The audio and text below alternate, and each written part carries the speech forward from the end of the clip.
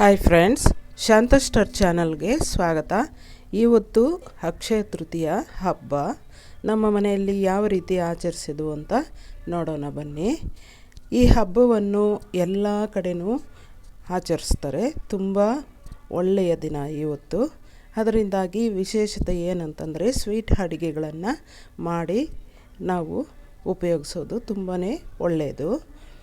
ಇವತ್ತು ನಮ್ಮ ಮನೆಯಲ್ಲಿ ಅಡುಗೆಗಳು ನೋಡಿ, ಬೇಳೆ ಬೇಯ್ತಾ ಇದೆ. ಸುಗ್ಗಿ ಉಂಡೆ ಮಾಡೋದಕ್ಕೆ ಬೇಳೆ ಬೇಯ್ತಾ ಇದೆ. ಮತ್ತು ಈ ಅಡುಗೆಗಳಲ್ಲಿ ಒಂದು ವಿಶೇಷವಾದಂತಹ ಒಂದು ಚಿಕ್ಕ ಅಡುಗೆಯನ್ನು ನಾನು ವಿಡಿಯೋದಲ್ಲಿ ಶೇರ್ ಮಾಡ್ತಾಯಿದ್ದೀನಿ. ಯಾವ ಅಡುಗೆ ಅಂತ ನೀವು ಕಮೆಂಟ್ ಮೂಲಕ ತಿಳಿಸ್ತೀರಾ ಅಂತ ನಾನು ಅಂದ್ಕೊಳ್ತೀನಿ. ಬೇಳೆ ಬೆಂದಾಗಿದೆ. ಈ ಉಪ್ಪನ್ನು ಸೇರಿಸಿ ನಾವು ಸುಗ್ಗಿ ಉಂಡೆ ಮಾಡ್ಕೊಳ್ಳೋದು ಒಂದೇ ಮುಖ್ಯ. ಮತ್ತು ರೈಸ್ ಕೂಡ ಕುಕ್ಕರಲ್ಲಿ ಆಗಿದೆ. ಮತ್ತು ರಸದ ಪುಡಿ ಹಾಕ್ಕೊಂಡು ಟೊಮೆಟೊ ಇಟ್ಕೊಂಡಿದ್ದೀನಿ. ಆ ಬೇಳೆ ರಸನ ಮಾಡೋದಕ್ಕೆ ತುಂಬ ಚೆನ್ನಾಗಿರುತ್ತೆ. ಬೇಳೆ ರಸ ಈಗಾಗಲೇ ಸೇರ್ ಮಾಡಿದ್ದೀನಿ. ಮತ್ತು ಸುಗ್ಗಿ ಉಂಡೆ ಮಾಡೋದಕ್ಕೆ ಮೈದಾ ಹಿಟ್ಟನ್ನು ಕಲಿಸ್ಕೋಬೇಕಾಗತ್ತೆ. ಮೈದಾ ಹಿಟ್ಟು ಯಾವ ರೀತಿ ಕಲಿಸ್ಕೋಬೋದು ಅಂತ ನೀವು ಇಲ್ಲಿ ನೋಡ್ಕೋಬೋದು. ಸುಗ್ಗಿ ಉಂಡೆ ಮಾಡೋದಕ್ಕೆ ಈಗಾಗಲೇ ಸೇರ್ ಮಾಡಿದ್ದೀನಿ. ಮೈದಾ ಹಿಟ್ಟು ಕಲಿಸ್ಕೊಳ್ಳೋದು, ಸುಗ್ಗಿ ಉಂಡೆ ಮಾಡೋದು ಎಲ್ಲನೂ ಕೂಡ ಸೇರ್ ಮಾಡಿದ್ದೀನಿ. ಆದರೂ ಈ ವಿಡಿಯೋದಲ್ಲಿ ನೀವು ಸ್ವಲ್ಪ ನಾನು ತೋರಿಸ್ತಾ ಇದ್ದೀನಿ ಯಾವ ರೀತಿ ಮಾಡ್ಕೊಂಡಿದ್ದೀನಿ ಅಂತ. ನೀವು ಅದನ್ನು ನೋಡಿಕೊಂಡು ನೀವು ಮಾಡ್ಕೋಬೋದು. ಪ್ಲೀಸ್ ನಮ್ಮ ಚಾನಲನ್ನು ಯಾರು ಹೊಸದಾಗಿ ನೋಡ್ತಾ ಇದ್ದೀರೋ ಅವರು ಸಬ್ಸ್ಕ್ರೈಬ್ ಮಾಡ್ಕೊಳ್ದೇ ಇರೋರು ಪೂರ್ತಿ ನೋಡಿ ವಿಡಿಯೋನ ಸಬ್ಸ್ಕ್ರೈಬ್ ಮಾಡ್ಕೊಳ್ಳಿ, ಶೇರ್ ಮಾಡಿ, ಕಮೆಂಟ್ ಮಾಡಿ, ಲೈಕ್ ಮಾಡಿ. ಫ್ರೆಂಡ್ಸ್, ಪೂರ್ತಿ ವಿಡಿಯೋ ನೋಡ್ದಿರೋ ಸಬ್ಸ್ಕ್ರೈಬ್ ಮಾಡಬೇಡಿ ದಯವಿಟ್ಟು. ಯಾಕಂತಂದರೆ ನೀವು ಮಾಡಿ ಪ್ರಯೋಜನ ಇಲ್ಲ, ಬ್ಯಾಕ್ ಆಗಿಬಿಡುತ್ತೆ. ಅದರಿಂದಾಗಿ ಪೂರ್ತಿ ವಿಡಿಯೋ ನೋಡಿ ಸಬ್ಸ್ಕ್ರೈಬನ್ನು ಮಾಡ್ಕೊಳ್ಳಿ. ನಾವು ಅಷ್ಟೇ ಪೂರ್ತಿ ವಿಡಿಯೋ ನೋಡೇ ಸಬ್ಸ್ಕ್ರೈಬ್ ಮಾಡೋದು, ಇಲ್ಲಾಂದರೆ ಮಾಡೋಕ್ಕೆ ಹೋಗೋದಿಲ್ಲ. ನಾನು ಎಲ್ಲರೂ ಯಾರೇ ಫ್ರೆಂಡ್ಸ್ ಆಗಿದ್ದರು ಅವ್ರಿಗೆಲ್ಲರೂ ಕೂಡ ನಾನು ಫ್ರೆಂಡ್ಸ್ ಆಗೇ ಆಗ್ತೀನಿ. ಅವ್ರು ಗಿಫ್ಟ್ ಕೊಟ್ಟರೆ ನಾನು ಗಿಫ್ಟ್ ಕೊಡ್ತೀನಿ. ಫ್ರೆಂಡ್ಸ್ ನೋಡಿ, ಮೈದಾ ಹಿಟ್ಟು ನಾನು ಮೊಸರಿಗಿಂತ ಒಂದು ಸ್ವಲ್ಪ ಗಟ್ಟಿಯಾಗಿ ಕಲಿಸ್ಕೊಂಡ್ಬಿಡ್ತೀನಿ. ಕಲಿಸ್ಕೊಂಡು ಸುಗ್ಗಿ ಉಂಡೆ ಯಾವ ರೀತಿ ಮಾಡ್ಕೊಳ್ತೀನಿ ಮತ್ತು ಏನೇನು ಅಡುಗೆಗಳು ಮಾಡ್ತೀನಿ ಅಂತ ನೋಡೋಣ ಇವತ್ತಿನ ದಿನ. ಮತ್ತು ಸಂಜೆ ಟೈಮ್ ವಿಶೇಷತೆ ಏನಂತಂದರೆ ಎಲ್ಲ ಅಡುಗೆಗಳು ಮಾಡಿ ದೇವರ ಪೂಜೆ ಮಾಡಿ, ಸಂಜೆ ಟೈಮ್ ವಿಶೇಷತೆ ಅಂತಂದರೆ ಒಂದು ಚಿನ್ನದ ಅಂಗಡಿಗೆ ಹೋಗಿ ಬರೋದೇ ನಮ್ಮ ವಿಶೇಷತೆ.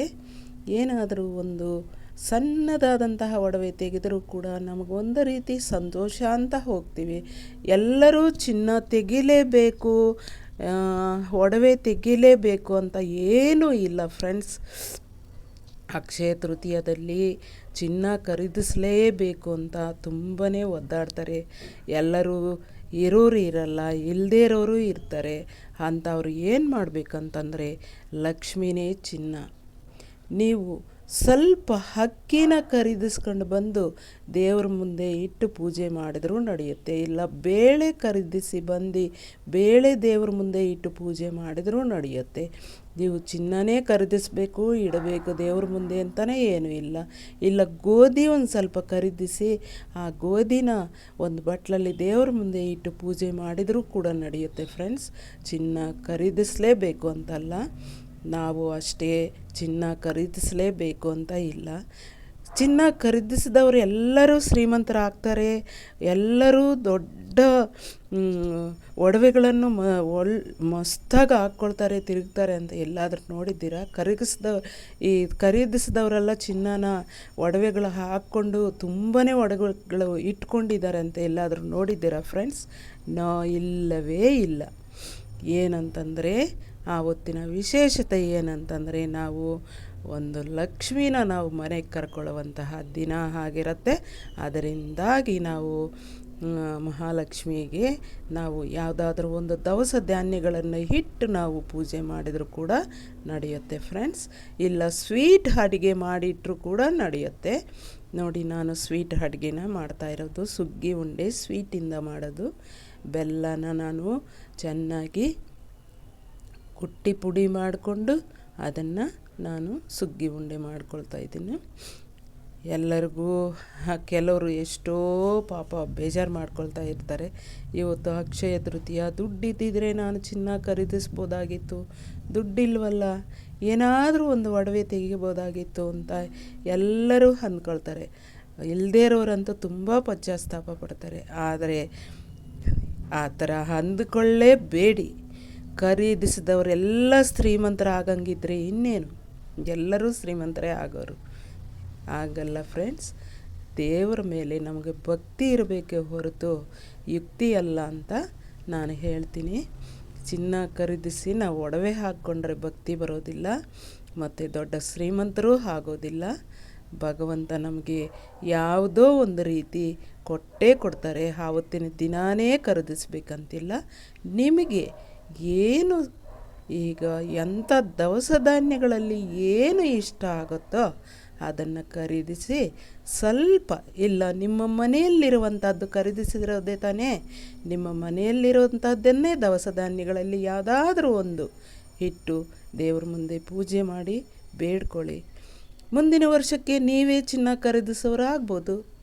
ದೇವರ ದಯ ಇದ್ದರೆ, ದೇವರಲ್ಲಿ ಭಕ್ತಿ ಇದ್ದರೆ, ದೇವರಲ್ಲಿ ಭಕ್ತಿ ಇರಬೇಕೆ ಹೊರತು ನಮಗೆ ಯುಕ್ತಿ ಅಲ್ಲ ಫ್ರೆಂಡ್ಸ್.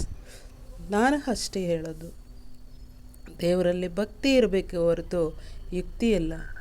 ಅಂದರೆ ಭಕ್ತಿಯಿಂದ ಪೂಜೆ ಮಾಡಿ. ಪೂಜೆ ಕೆಲವರು ತೋರಿಸ್ಕೊಳ್ಳೋದಕ್ಕೋಸ್ಕರ ಮಾಡ್ತಾರೆ, ಆದರೆ ತೋರಿಸ್ಕೊಳ್ಳೋದಕ್ಕೆ ಯಾವತ್ತೂ ಪೂಜೆ ಮಾಡೋಕ್ಕೆ ಹೋಗ್ಬಿಡಿ. ಯಾಕಂತಂದರೆ ಭಗವಂತನು ಹೊಳೆಯೋದಿಲ್ಲ, ತೋರಿಸ್ಕೊಳ್ಳೋಕ್ಕೆ ಹೋದರೆ ಹೊಳೆಯೋದಿಲ್ಲ.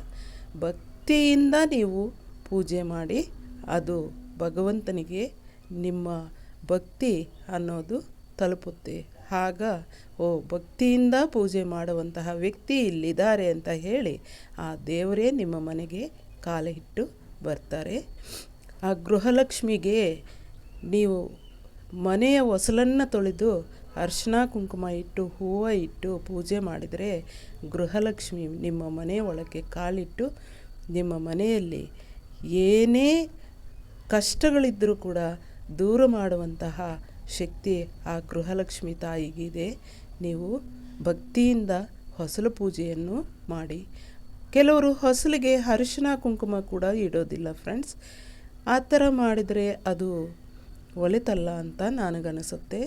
ಅರಿಶಿನ ಕುಂಕುಮ ಕೂಡ ಸುಮ್ಮನೆ ಏನೋ ಹಚ್ಚಬೇಕು ಅಂತ ಹಚ್ತಾರೆ. ಕೆಲವರು ಅರಿಶಿನ ಹಚ್ಚೋದೇ ಇಲ್ಲ. ಯಾಕೆ ಆ ರೀತಿ ಮಾಡ್ತಾರೆ ಅಂತ ನಂಗೆ ಗೊತ್ತಿಲ್ಲ.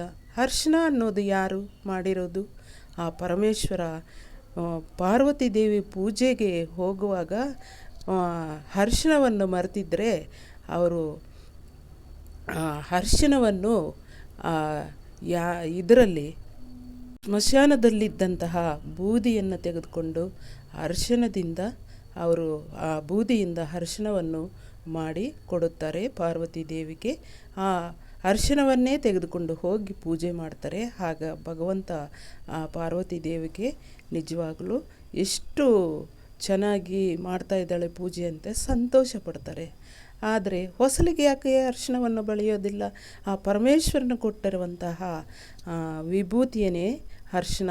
ಆ ಅರಿಶಿನವನ್ನು ನಾವು ಹೊಸಲಿಗೆ ಬಳಿದರೆ ಮತ್ತಷ್ಟು ಭಗವಂತನಿಗೆ ಪ್ರೀತಿ ಹುಟ್ಟುತ್ತೆ ಅಂತ ನಾನು ಅಂದ್ಕೊಳ್ತೀನಿ. ಎಲ್ಲರೂ ಅರಿಶಿನ ಇಟ್ಟು ಕುಂಕುಮನ ಇಟ್ಟು ನೀವು ಹೂವು ಇಟ್ಟು ಪೂಜೆ ಮಾಡಿ ಹೊಸಲಿಗೆ.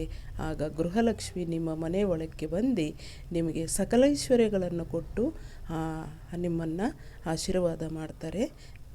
ನಿಜವಾಗಲೂ ನಾನು ಹೇಳ್ತೀನಿ, ನಾವು ಏನು ಇಲ್ದಿರ ನಾವು ಬಂದಿರೋರು, ನಾವು ನಡ್ಕೊಳ್ಳೋ ರೀತಿ ಭಗವಂತನಿಗೆ ತಾಕಬೇಕೇ ಹೊರತು ನಾವು ತೋರಿಸ್ಕೊಳ್ಳೋದಲ್ಲ ಫ್ರೆಂಡ್ಸ್. ಭಕ್ತಿ ಅನ್ನೋದು ನಮ್ಮ ಮನಸ್ಸಿಂದ ಬರಬೇಕು, ಹೃದಯದಿಂದ ಬರಬೇಕು. ನೋಡಿ, ಏನೂ ಇಲ್ಲದೇ ಇರುವಾಗ ನಾವು ಇದ್ದ ಹಾಗೆ ಇವತ್ತು ಇಲ್ಲ, ನಾವು ಚೆನ್ನಾಗಿದ್ದೀವಿ.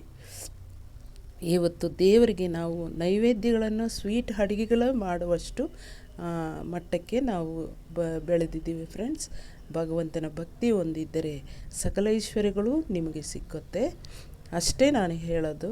ಚಿನ್ನ ಖರೀದಿಸಲೇಬೇಕು ಅಂತ ಇಲ್ಲ, ಭಕ್ತಿಯಿಂದ ಪೂಜೆ ಮಾಡಿ. ಏನೂ ಇಲ್ಲ ಅಂದರೆ ನೋಡಿ, ಸುಗ್ಗಿ ಉಂಡೆ ರೆಡಿ ಆಯಿತು.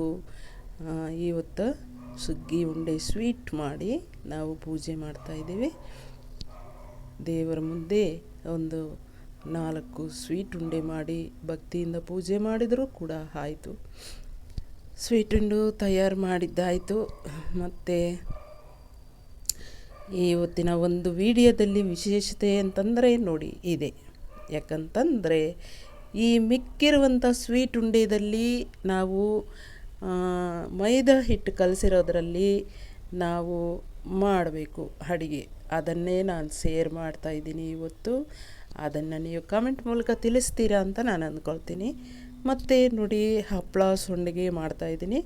ಇದು ಎಲ್ಲ ಈಗಾಗಲೇ ಶೇರ್ ಮಾಡಿದ್ದೀನಿ. ಹಪ್ಪಳ ಸಂಡಿಗೆಗಳು ನಾವು ನಮ್ಮ ಮನೆಯಲ್ಲೇ ಮಾಡಿರುವಂತಹ ಹಪ್ಪಳಗಳು ನೋಡಿ. ಇದು ಅವಲಕ್ಕಿಯಿಂದ ಮಾಡಿರುವಂತಹ ಹಪ್ಪಳ ಇದು. ಮತ್ತು ನೋಡಿ ಈ ಸಂಡಿಗೆ ಬಂದು ಅಕ್ಕಿ ಹಿಟ್ಟು ಮತ್ತು ಸಬ್ಬಕ್ಕಿಯಿಂದ ಮಾಡಿರುವಂತಹ ಸಂಡಿಗೆ. ಇದನ್ನು ಕೂಡ ಈಗಾಗಲೇ ಶೇರ್ ಮಾಡಿದ್ದೀನಿ. ದಯವಿಟ್ಟು ವೀಡಿಯೋಸ್ ಎಲ್ಲ ನೋಡಿ. ತುಂಬ ಒಳ್ಳೆಯ ರೆಸಿಪೀಸ್ ಇದೆ. ಆರಾಮಾಗಿ ನೀವು ಮಾಡಿಕೊಂಡು ವರ್ಷಾನುಗಟ್ಟಲೆ ಇಟ್ಕೋಬೋದು ಇಂಥವೆಲ್ಲ ಸಂಡಿಗೆಗಳು. ನಾನು ವರ್ಷಕ್ಕೆ ಒಂದು ಸಲ ಮಾಡಿಟ್ಟು ಬಿಡ್ತೀನಿ ಫ್ರೆಂಡ್ಸ್. ಆ ಸಂಡಿಗೆಗಳು ವರ್ಷದ ಉದ್ದಕ್ಕೂ ಇರುತ್ತೆ. ನೋಡಿ ಎಷ್ಟು ಅಗಲ ಹರಳುತ್ತೆ, ಸಣ್ಣದಾಗಿರುತ್ತೆ.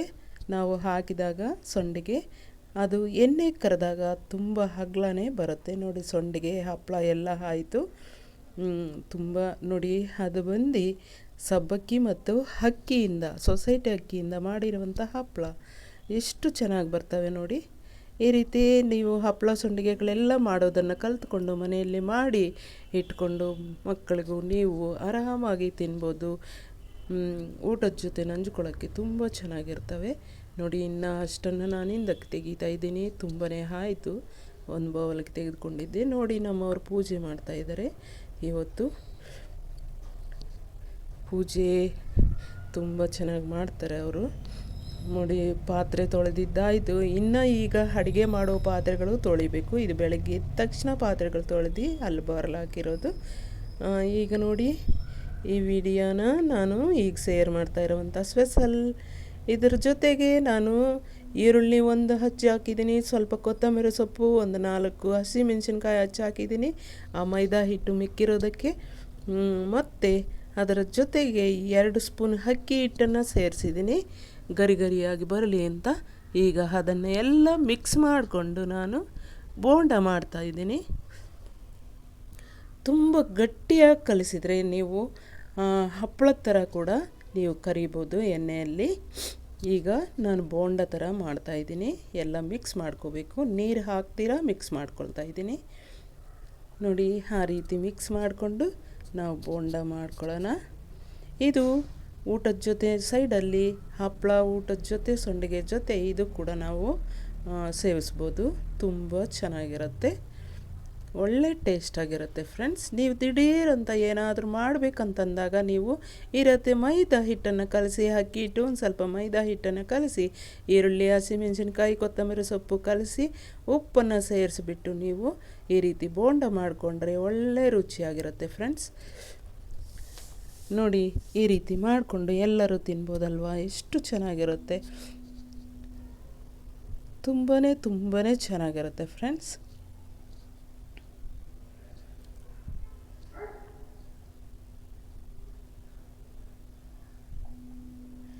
ಇದರಲ್ಲಿ ಮದ್ದೂರು ವಡೆ ಅಂತ ಗಟ್ಟಿಯಾಗಿ ಕಲಿಸ್ಬಿಟ್ರೆ, ಅಕ್ಕಿ ಇನ್ನೂ ಒಂದು ಸ್ವಲ್ಪ ಜಾಸ್ತಿ ಹಾಕಿ ಅಕ್ಕಿ ಹಿಟ್ಟನ್ನು ಗಟ್ಟಿಯಾಗಿ ಕಲಸಿ ಚಪಾತಿ ಥರ ಗಟ್ಟಿಯಾಗಿ ಮಂದಕ್ಕೆ ಕಲಸಿ ಹಾಕಿ ಎಣ್ಣೆಯಲ್ಲಿ ಕರೆದರೆ ಮದ್ದೂರು ವಡೆ ಆಗಿಬಿಡುತ್ತೆ. ಸ್ವಲ್ಪ ಕಡಲೆ ಬೀಜ ಪುಡಿನ ಸೇರಿಸ್ಬೋದು ಮದ್ದೂರು ವಡೆಗೆ, ತುಂಬ ಟೇಸ್ಟಾಗಿರುತ್ತೆ. ಈಗ ನಾನು ಬೋಂಡ ಮಾಡಿ ಹಾಕ್ತಾಯಿದ್ದೀನಿ. ಬೋಂಡ ಆಯಿತು ನೋಡಿ ಎಷ್ಟು ಚೆನ್ನಾಗಿದೆ. ಇರೋದನ್ನೆಲ್ಲ ಬೋಂಡ ರೀತಿ ಮಾಡ್ಕೊಂಡ್ಬಿಡ್ತಾಯಿದ್ದೀನಿ ನೋಡಿ. ಎಷ್ಟು ಚೆನ್ನಾಗಿ ಬಂದಿದೆ ಅಲ್ವಾ. ಎಷ್ಟು ಸಿಂಪಲ್ ಇದೆ. ಮೈದಾ ಹಿಟ್ಟಲ್ಲಿ ನಾವು ಕಲಸಿ ಹಾಕೋದ್ರಲ್ಲಿ ಎಷ್ಟು ಸಿಂಪಲ್ಲಾಗಿ ಮಾಡ್ಕೋಬೋದು ನೋಡಿ. ಆಯಿತು, ಅಡುಗೆಗಳೆಲ್ಲ ಆಯಿತು, ರೆಡಿ ನೋಡಿ. ರೈಸ್ ಮಾಡಿಟ್ಟಿದ್ದೀನಿ. ಬೆಳಗ್ಗೆನೇ ಅಡುಗೆಗಳು ರೆಡಿ. ಪೂಜೆ ಆಗೋಷ್ಟರಲ್ಲಿ ರೆಡಿ. ಬೆಳಗ್ಗೆನೇ ರೆಡಿ ಆಯಿತು. ರಸಮು ಮತ್ತು ಸುಗ್ಗಿ ಉಂಡೆ ಮತ್ತು ಹಪ್ಪಳ, ಸಂಡಿಗೆ ಮತ್ತು ಬೋಂಡ, ಮೈದಾ ಹಿಟ್ಟಿನ ಬೋಂಡ ಇಷ್ಟು ಮಾಡಿದ್ದೀನಿ ಅಡುಗೆ ಇವತ್ತು. ಅಕ್ಷಯ ತೃತೀಯ ಸ್ಪೆಷಲ್ ಅಡುಗೆಗಳು ಇಷ್ಟ ಆಗಿದೆ ಫ್ರೆಂಡ್ಸ್. ನಮ್ಮ ಮನೆಯಲ್ಲಿ ನಾವು ಏನೂ ಇಲ್ದಿರ ನಾವು ಈ ಮಟ್ಟಕ್ಕೆ ಬಂದಿದ್ದೀವಿ ಅಂತಂದರೆ ಆ ಭಗವಂತನೇ ಕಾರಣ. ನೋಡಿ, ದೇವರನ್ನು ನೆನೆಸ್ಕೊಂಡ ತಕ್ಷಣ ನಾವು ಭಗವಂತನೇ ಕಾಣಿಸ್ತಾ ಇದ್ದಾರೆ. ನಾವು ನಮ್ಮ ಮನೆಯಲ್ಲಿರುವಂತಹ ಅಡುಗೆ ಏನೇ ಇದ್ದರೂ ದೇವರ ಮುಂದೆ ಇಟ್ಟು ನಾವು ಪೂಜೆ ಮಾಡಿದರೆ ತುಂಬಾ ಒಳ್ಳೆಯದಾಗುತ್ತೆ. ಇನ್ನು ದೇವ್ರ ಮುಂದೆ ಇಟ್ಟಿಲ್ಲ, ನಾನು ದೇವ್ರ ಮುಂದೆ ಇಡ್ತೀನಿ ಇವಾಗ. ನೋಡಿ, ನಾಗರನ್ನು ನಾನು ಮಾಡಿಟ್ಟಿದ್ದೀನಿ. ನನಗೆ ತುಂಬ ಇಷ್ಟ ನಾಗ ಅಂತಂದರೆ. ಅದಕ್ಕೆ ಹುತ್ತನ ಮಾಡಿ ನಾಗರ ಹಾವು ಎಡೆಯನ್ನು ಮಾಡಿ ಇಟ್ಟಿದ್ದೀನಿ. ಇದು ಬಂದು ಒಂದು 17 ವರ್ಷ ಆಗಿದೆ.